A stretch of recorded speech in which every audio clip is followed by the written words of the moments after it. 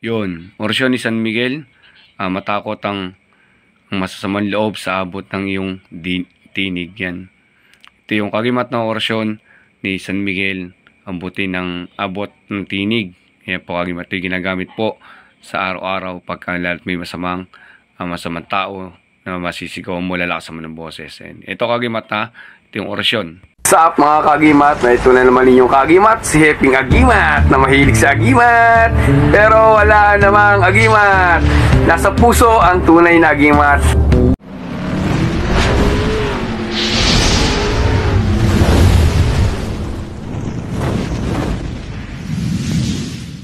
Yun kagimat, no, pag-usapan natin ito yung orasyon na abot ng tinig mo, yung mga masasamang loob, pang-awat, no. Ito yung nasa aklat ng 7 Arkangheles. Kagaya ng binanggit ko kagimat, no, yung mga orasyon sa aklat ng 7 Arkangheles ay ilalabas natin dito sa ating channel. Tapos ay print nyo na lamang. Tapos sa bookbind nyo, no, lahat ng mga panalangin din ng 7 Arkangheles, request sa atin ng followers natin, no.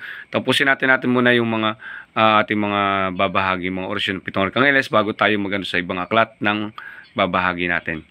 Yan, marami pa tayo babahagi dito na orasyon ng 7 Arkangheles. Maabuo kayo ng aklat ng 7 Arkangheles pamamagitan nitong channel natin. Kaya like and follow and subscribe po yung ating channel, no. Pati ang Facebook page natin ay same name lang po, no. Yung kagimat, ito na yung orasyon na pinapakapit din to at araw-araw dinadasal to dati pa, na lalo pagka yung medyo nagalit ako pag tumaas ang boses ko, medyo natatameme yung mga kaharap natin. Yan, yung mga kunyari medyo galit ako ng konti, nagtaas ang boses, medyo natatameme sila. Yung may sama ng loob sa pagkakaharap ko at medyo nagtaas ang boses kami, bigla sila napapatahimik. Yan, naway makatulong sa inyo to mga kagimat, no. Isang dagdag aral lang to. Kayo pa rin po magpapalakas at huwag kayo mawawala ng pagtawag sa Diyos Ama na may gawa ng langit at lupa, Diyos Anak na si Jesucristo at Diyos Espiritu Santo. Hindi po kalulugdan niya hanggat wala rin kayong tawag sa taas. Yan kagimat, no. Naway makatulong sa inyo ang aklat ng 7 Arkangheles, no. Marami pa tayo babahagi kagimat, sunod-sunod na po yan ng babahagi natin. Kung mapupunan nyo sa channel natin na marami tayo na bahagi, nandiyan yung kabal San Miguel, pagtatago ni Gabriel, sa liwas, no, sa bulag. Yan po, nandiyan na po yung mga nabahagi natin.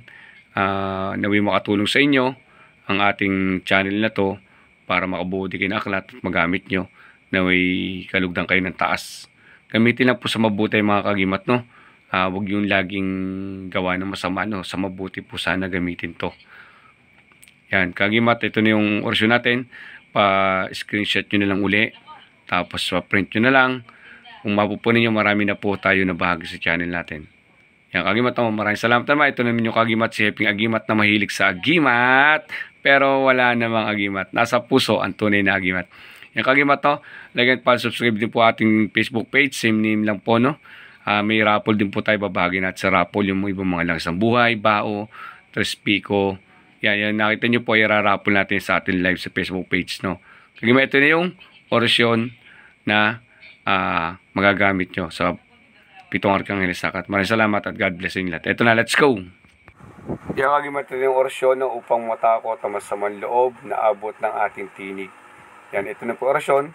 Screenshot nyo lang, tsasum nyo. Maraming salamat, God bless at maraming makatulong sa inyo.